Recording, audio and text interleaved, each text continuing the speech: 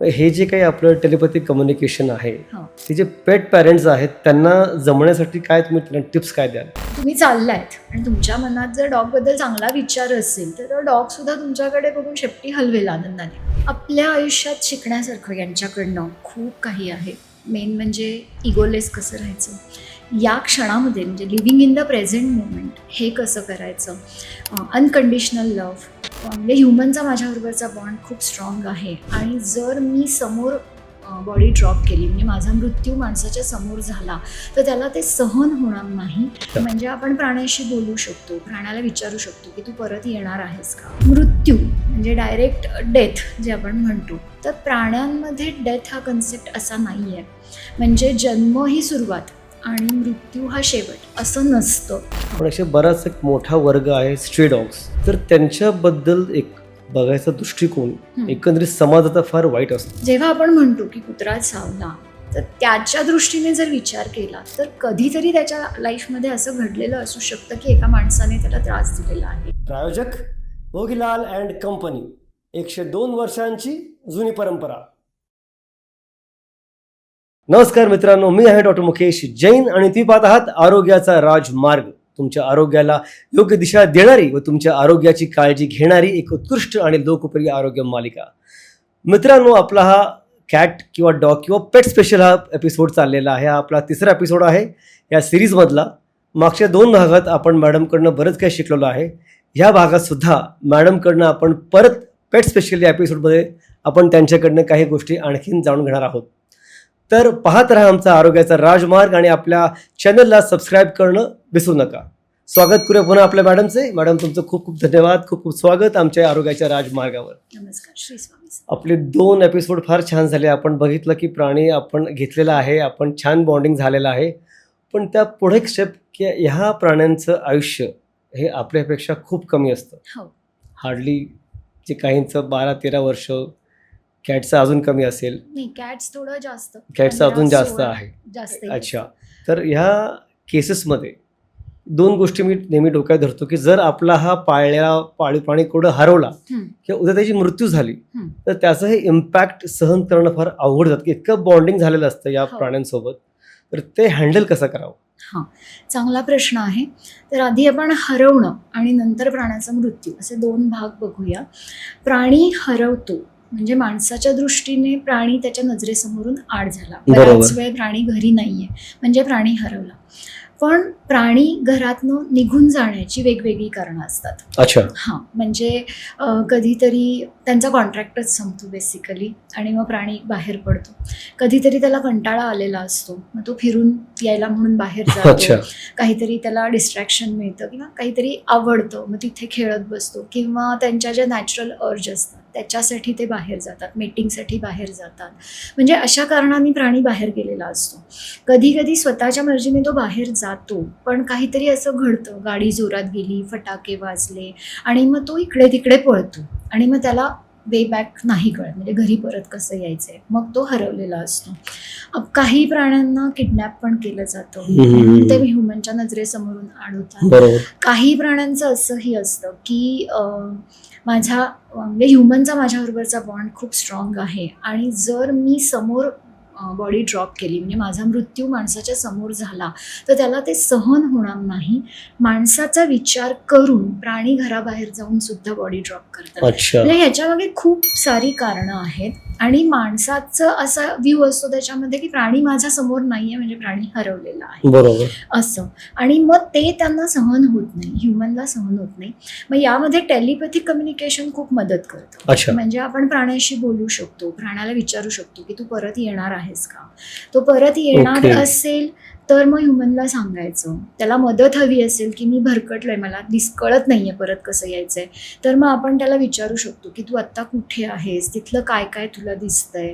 त्या ह्याने आपण ह्युमनला सांगू शकतो की हे दिसतंय, अशी जागा कुठे आहे तुमच्या इथे, तिथे जाऊन तुम्ही त्याला शोधा आणि घेऊन या, कारण प्राण्याला परत यायचंय. जर प्राणी परत येणारच नसेल तर त्याची पण कारणं प्राण्याला विचारायची आहेत. तो सांगेल की मी बॉडी ड्रॉप करणार आहे किंवा माझा कॉन्ट्रॅक्ट संपलेला आहे किंवा या कारणासाठी म्हणजे मीटिंगसाठी मी बाहेर पडलोय, मला मुक्त जगायचं आहे, आता मला इंडोर्स राहायचं नाही आहे. अशी जी काही कारणं असतील ती प्राण्याला विचारून त्याच्याच मदतीने आपण ह्युमनला कन्व्हिन्स करू शकतो. कन्व्हिन्स म्हणण्यापेक्षा सांगू शकतो. बरोबर. कन्व्हिन्स नसतंच करायचं, जे हा, आहे ते जे आहे ते स्ट्रेटफॉरवर्ड आहे. सांगायचं असतं. आणि प्राण्याकडनंच मदत घेऊन त्यांना हे कसं सहन होईल हे पण आपण सल्ला घेऊ शकतो, असं आहे त्याच्यामध्ये. हा एक भाग झाला हरवल्याचा. मृत्यू म्हणजे डायरेक्ट डेथ जे आपण म्हणतो, तर प्राण्यांमध्ये डेथ हा कन्सेप्ट असा नाही आहे. म्हणजे जन्म ही सुरुवात आणि मृत्यू हा शेवट असं नसतं. अच्छा. तर त्यांच्या दृष्टीने हा कंटिन्युअस प्रवास आहे. त्याच्यामध्ये हे व्हेइकल आहे, ही जी बॉडी होती हे व्हेइकल आहे. आता मी ते ड्रॉप करून पुढच्या प्रवासाला जाणार आहे, म्हणून आपण त्याला बॉडी ड्रॉपिंग असं म्हणतो. आणि ते सहज घेतात या गोष्टी. आत्ता इथे एक एक्झाम्पल आठवतंय मला, सांगू का? हो. आत्ता जस्ट मागच्या आठवड्यात घडलेलं. माझ्या ऑफिसच्या लिफ्टच्या खड्ड्यामध्ये एक कबूतर पडलं. अच्छा. आणि वॉचमनचा मला फोन आला की मॅडम कोणी येईल का त्याला बाहेर काढायला. 1-2 जणांना मी फोन केले, पण म्हणजे त्यांनी फोन उचलले नाही. मग मी खाली आले, बघितलं तर ते त्याला लागलं होतं, पंखाला काहीतरी, फॅनमध्ये काहीतरी झालं होतं आणि लागलं होतं आणि ते तिथे पडून होतं. तर कोणीच खाली उतरायला तयार नाही. तर मी म्हटलं ठीक आहे, आपण बघूया, थोडा वेळ त्याला सेटल होऊ दे, मग बघूया. घरी जाताना मी त्याच्याशी बोलले, तर तो म्हणाला तू उगाच प्रयत्न करू नकोस, कारण माझे ट्रान्झिशन आहे आता, अच्छा. त्यामुळे तू उगाच कोणाला बोलावणार वगैरे असं काहीही करू नकोस, मला शांतपणे जाऊ दे. आणि ॲज अ कम्युनिकेटर ते मी मान्य केलं की ठीक आहे, आता तो त्याच्या पुढच्या प्रवासाला जाणार आहे. मग दुपारी जेव्हा मी परत ऑफिसमध्ये गेले तेव्हा त्याने बॉडी ड्रॉप केलेली होती. मग फक्त मी तेवढ्यात, आणि त्या वेळेला माणूस सापडला मला, आणि मग मी त्यांना खाली उतरवलं आणि मग आम्ही त्याची फक्त बॉडी बाहेर काढली. म्हणजे हेही ते सांगतात की असं असं आहे, उगाच तू हे करून त्रास करून घेऊ नकोस, असं हे त्यांच्याकडे असतं. त्यामुळे बॉडी ड्रॉपिंग हा असा कन्सेप्ट आहे. आणि आता जेव्हा घरातल्या प्राण्याचा मृत्यू होतो तेव्हा माणसाला प्रचंड त्रास होतो. म्हणजे खूप दुःख असतं, त्यांना ते सहन होत नाही. मग या केसमध्ये सुद्धा आपण प्राण्यालाच विचारू शकतो की तुझ्या ह्युमनला काय गोष्टी सांगितल्या पाहिजेत म्हणजे तू कम्फर्टेबल होईल. हे सगळा गायडन्स आपल्याला प्राण्याकडनं मिळतो आणि त्या पद्धतीने आपण ह्युमनला सांगू शकतो. आपण म्हणून बरंच काही बोललो आपल्या पाळीव प्राण्यांबद्दल, हो. पण असे बराच एक मोठा वर्ग आहे स्ट्रे डॉग्स. तर त्यांच्याबद्दल एक बघायचा दृष्टिकोन एकंदरीत समाजाचा फार वाईट असतो. म्हणजे ते तिकडं गेले की ते चावणार, आपल्या गाडीच्या मागं लागणार. पण नेमक्या त्यांच्या भावना काय असतात आणि त्यांचं काही दुःख असतं का की त्यांच्या अशा वागण्यामुळं की ते त्यांचं हेतू तर नसणारच की त्रास द्यायचा कोणाला, एवढं 100% खरं आहे. मग त्यावेळीस त्यांची मानसिकता काय असते त्या डॉग्सची? हां, आता कसं आहे की स्ट्रे डॉग्स, कॅट्स किंवा कुठलाही रस्त्यावरचा प्राणी हे त्यांचं आयुष्य जगत असतात. कारण निसर्गाने त्यांना सर्व्हायव्हल इन्स्टिंक्ट दिलेलं आहे. त्यामुळे ते त्यांचं अन्न शोधतात, निवाऱ्याची जागा, कुठे झाडाखाली किंवा काही, हे त्यांचं लाईफ जगत असतात. जेव्हा आपण म्हणतो की कुत्रा चावला, तर त्याच्या दृष्टीने जर विचार केला तर कधीतरी त्याच्या लाईफमध्ये असं घडलेलं असू शकतं की एका माणसाने त्याला त्रास दिलेला आहे. तो कुठेतरी त्याचा ट्रॉमा पण असू शकतो. आणि मग पर्टिक्युलरली त्या सिच्युएशन निर्माण झाली तर मग ते अंगावर येतात, भुंकतात अंगावरती, असं घडू शकतं. पण अदरवाईज ते त्यांचं लाईफ जगत असतात आणि त्यांची अपेक्षा एवढीच असते की तुम्ही तुमचं जगा, आम्ही आमचं जगू. एक पीसफुल को एक्झिस्टन्स दोघांचं पाहिजे, प्राण्यांचं आणि ह्युमन्सचं. हो. पण बऱ्याचदा असं होतं की माणसाने ज्या खोड्या काढलेल्या असतात त्यामुळे प्राणी थोडेसे ॲग्रेसिव्ह होऊ शकतात. म्हणजे अशा काही केसेस झालेल्या आहेत. आणि कुठेतरी काठीने मारलेलं असतं, दगड फेकलेले असतात, उगाच हाकललेलं असतं, म्हणजे काही त्रास नसतो तरी सुद्धा हाकललेलं असतं आणि मग त्यातून तो ताण निर्माण होतो. कुठेतरी यांच्या बिहेवियरला माणसंच जबाबदार त्याला. असतात. कारण मगाशी मी म्हटलं तसं एक दृष्टिकोन असा झालेला आहे ना की माणूस वर, प्राणी खाली. मग माणसाचं असं की अरे ह्यांची आम्हाला फारशी काही गरज नाहीये, मग त्यांना कसंही वागवलं तरी काय फरक पडतो. पण हे असं नाहीये. निसर्गामध्ये आपण सगळे सारखेच आहोत आणि तो को एक्झिस्टन्स चांगलाच राहिला पाहिजे, हे महत्वाचं आहे. बरेच वेळा त्यांना फिडिंग वरून प्रॉब्लेम येतात की डॉग फीड करून येत. बरंच मोठं गाजलेल्या प्रकरणामध्ये इव्हन कोर्टाने पण त्यांना सांगितलं लोकांना की डॉग्सना फीड करायचं तुमच्या घरी घेऊन जा, फीड करा, रस्त्यावर नाही. कुठेतरी आपलं बिहेवियर हे समाजाचं कुठेतरी चेंज व्हायला हवं असं मला वाटतं. हो. तुमचं काय म्हणणं त्याबद्दल? नक्कीच व्हायला पाहिजे. भलेही तुम्ही त्यांना सांभाळू शकत नाहीये किंवा त्यांना खायला घालू शकत नाही, पण ऍटलिस्ट त्यांच्याबद्दल वाईट विचार करू नका, त्यांना त्रास देऊ नका, इतकं तर आपण करूच शकतो. मग ते शांत राहणार आहेत. बरोबर. पण समाजात ही दोन्ही प्रकारची माणसं राहणारच आहेत, त्यामुळे ते दोन्ही दृष्टिकोन राहणार आहेत. पण ठीक आहे, जास्तीत जास्त आपण अवेअरनेस वाढवून त्यांचं हे करण्याचा प्रयत्न करू शकतो. एवढंच आपण सांगू शकतो, तुम्ही स्वतःहून त्यांना जाऊन त्रास देऊ त्रास नका. देऊ नका. तुम्ही देऊ नका म्हणजे ते तुम्हाला देणार नाही. आता माणसं कसा विचार करतात हे सांगते मी. एकदा वॉकला चालले होते सकाळी, तर ज्या रोडवर मी जाते तिथे खूप सारे डॉग्स आहेत. त्यांचा एक स्पेसिफिक फीडर पण आहे आणि ते त्या पर्टिक्युलर वेळेला तिथे येऊन बसलेले असतात सगळे डॉग्स, की ती व्हॅन येते, त्यांना खायला देते आणि निघून जाते. तर एक ग्रुप माझ्यासमोर चालत होता माणसांचा, आणि त्यांची चर्चा ह्याच्यावरनं झाली, डॉग्सवरनं, की हे किती आहेत ना, उगाचच त्रास आहे आपल्याला हा सगळ्याचा. काहीही करत नाहीत बरं का, हे चालत असतात, ते बसलेले असतात तरी सुद्धा नाही. म्हणे केकमधनं ह्यांना काहीतरी घातलं पाहिजे. अरे बापरे. आता हा व्ह्यू चुकीचा आहे. म्हणजे मला असं झालं की किती लोक विचार असा चुकीचा करतात. असं नाही व्हायला पाहिजे. आणि कुठल्याही प्राण्याला आपल्या डोक्यातला विचार पण सेन्स होतो. हो, अगदी. आणि तुम्ही चाललायत आणि तुमच्या मनात जर डॉगबद्दल चांगला विचार असेल तर तो डॉग सुद्धा तुमच्याकडे बघून शेपटी हलवेल आनंदाने. पण हेच वाईट विचार असेल तर तो भुंकेल तुमच्या अंगावरती. म्हणजे इतकं आहे, तर मग का विचार करायचा वाईट? ते जगतायत त्यांच्या वर्गाने, त्यांना जगून द्यावं असं. बरोबर. आता बऱ्याच वेळा विषय काढल्याप्रमाणे की डॉग्सना एक सेन्स असतो की कुठला माणूस व्यवस्थित आहे, चांगला आहे आणि तो त्याला प्रेम देईल आणि कुठला त्याला दूर सारणार आहे. पण ते पण बरोबर त्याच व्यक्तीला त्याच्याकडे जातात, त्याला निवडतात.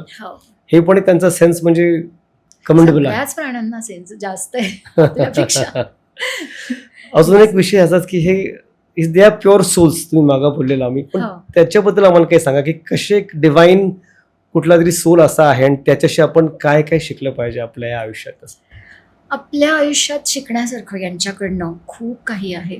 मेन म्हणजे इगोलेस कसं राहायचं या क्षणामध्ये, म्हणजे living in the present moment हे कसं करायचं, अनकंडिशनल लव्ह किंवा यांच्या मदतीने किंवा स्पिरिच्युअली ग्रोथ कशी करून घ्यायची, हे सगळं आपल्याला प्राणी शिकवतात. त्याचबरोबर क्षमाशीलता म्हणजे फॉरगिव्हनेस कसा आला पाहिजे आपल्यामध्ये, ट्रस्ट कसा डेव्हलप झाला पाहिजे एकमेकांबद्दलचा, हे सुद्धा प्राणी आपल्याला शिकवतात. आणि तसंही आयुष्य कसं सुंदर जगावं हे प्राणी शिकवत असतात तुम्हाला. म्हणजे उगाच कोणाबद्दल तरी मनात अढी धरून बसू नका, मग त्याने ताण निर्माण होतो, हे असं करू नका. हे सगळं प्राणी आपल्याला छान पद्धतीने शिकवत. आपण किती जरा दूर लोटलं, दूर सारलं तरी तो परत आपल्याकडेच येतो शेपटी घालवत. किती आपण रागावलो, त्याला जरी मारलं कधी चुकून वाकून, तरी तो परत आपल्याकडे येतोच. तर तो एक निस्वार्थ भावना आणि इगोलेस जे असतो ते फार महत्वाचं आहे. ते खरंच माणसांपेक्षा या डॉग्स आणि प्राण्यांकडनं शिकण्यासारखं बरंच काही आहे. म्हणून तुम्ही टेलिपॅथी हे करताच, कम्युनिकेट करता प्राण्यांसोबत. तर त्याचा एखादा आम्हाला एक चांगला एक्सपिरियन्स सांगा त्याबद्दलचा काही. हो, एका कॅटच्या केसमध्ये त्याचा बिहेवियरल चेंज होता. तो असा की कॅटनी लिटर सँड म्हणजे त्यांच्या शिशूसाठी जी ट्रेमधली वापरली जाणारी सँड असते त्याचे गोळे खायला सुरुवात केली. अच्छा. हां, तर हे मेजर चेंज होता त्याच्या ह्याच्यामध्ये. मग कम्युनिकेट केल्यानंतर कॅटनी असं म्हणजे जस्ट मला एक शब्द आला की ब्लड टेस्ट. मग सुरुवातीला मला असं वाटलं की कॅटची ब्लड टेस्ट करायला पाहिजे, म्हणून मी थोडं डिटेलमध्ये विचारल्यानंतर कॅटनी मला सांगितलं की घरातल्यांची ब्लड टेस्ट करायला पाहिजे. आणि 2 पर्टिक्युलर व्यक्ती सांगितल्या, त्यांची ब्लड टेस्ट केली. तर एकाच्या ब्लड टेस्टमधनं शुगर स्पाईक आला आणि दुसऱ्याच्या ब्लड टेस्टमध्ये थायरॉइड वाढलेला आला. सो प्राण्यांना एवढी काळजी असते आपली, आणि ते टेलिपॅथिकली आधी मेसेजेस देऊन झालेले असतात. पण जर त्या ह्युमनला ते कळलेलं नसेल तर जागं करण्यासाठी तुम्हाला त्यांच्या ह्याच्यामध्ये असे काही चेंजेस होऊ शकतात. आता बिहेवियरल इश्यू झाला म्हणून ते कळलं, पण त्यातूनही लक्षात आलं नसतं तर कदाचित तो प्राणी पुढे जाऊन आजारी पडला असता. बरोबर. आणि घरच्यांचे आजार वाढला असता जोपर्यंत डायग्नोसिस समजा लेट झाला असतं तर. आणि मग त्यानंतर त्यांनी डॉक्टरांकडे जाऊन ट्रीटमेंट चालू केली आणि मग हळूहळू कॅटच्या बिहेवियर मधले चेंजेस नॉर्मल झाले असं. सो अशा काही खूप सुंदर केसेस असतात. मस्त मस्त. हे जे काही आपलं टेलिपॅथिक कम्युनिकेशन आहे, ते जे पेट पॅरेंट्स आहेत त्यांना जमण्यासाठी काय तुम्ही त्यांना टिप्स काय द्याल? हां, टिप्स म्हणजे ही खूप सोपी गोष्ट आहे टेलिपॅथिक कम्युनिकेशन ही. आपल्या मनाचा आतला आवाज ऐका. आपल्याला हे येत असतं. म्हणजे जेव्हा तुम्ही प्राण्यांबरोबर राहता, तेव्हासुद्धा आपल्याला ते इंट्युशन्स म्हणूया आपण त्याला, की हे येत असतं. ते फक्त आपल्याला ऐकायचं आहे आणि ही सगळ्यात सोपी गोष्ट आहे. म्हणजे त्याच्यासाठी शांतपणे बसणं प्राण्याशेजारी आणि मग तो काय सांगतोय हे आपल्या मनाच्या आतमध्ये कुठेतरी येतं. मगाशी म्हटलं तसं आपल्या 5 इंद्रियांच्या मदतीने हे आपल्याकडे माहिती येते. इंट्युशन जरी म्हटली तरी इंट्युशनसुद्धा या 5 दरवाजांचा वापर करूनच येते. मग तुम्हाला एकदम असे फ्लॅश येतील. म्हणजे समजा पाण्याचा बाऊल दिसला, तर याचा अर्थ प्राण्याला आत्ता पाणी हवं आहे. म्हणजे इतकं सिम्पल कम्युनिकेशन आहे. किंवा प्राणी दरवाजा दाखवतोय, याचा अर्थ त्याला बाहेर जायचं आहे. किंवा आवाज येईल तुम्हाला, काहीतरी तो सांगतोय. हा तुमचाच आवाज असेल, फक्त त्याच्यावरती विश्वास ठेवायचा. आणि हाच सगळ्यात महत्त्वाचा मुद्दा आहे की टेलिपॅथिकली कम्युनिकेट करता येतं यावर तुमचा आधी ठाम विश्वास पाहिजे. म्हणजे तिथे तुम्ही असं हे खरंच असतं का, मी करून बघू का, मला जमेल का, असं नाही. हे सगळ्यांना जमतं, कारण ही नॅचरल ॲबिलिटी आहे आणि जन्माला येताना ही प्रत्येकामध्ये आहे. त्यामुळे खूप सोपं असतं हे कम्युनिकेशन आणि ते प्रत्येकाला ते दिलेलं आहे. फक्त आपण ते करण्याची, ऐकण्याची जरूर आहे. आणि रोजच्या लाईफमध्ये हे होत असतं. म्हणजे आपण फक्त ते काय म्हणतो, आपल्याला जाणवत नाही किंवा आपण त्याच्याकडे दुर्लक्ष करतो, योगायोग म्हणतो आणि सोडून देतो.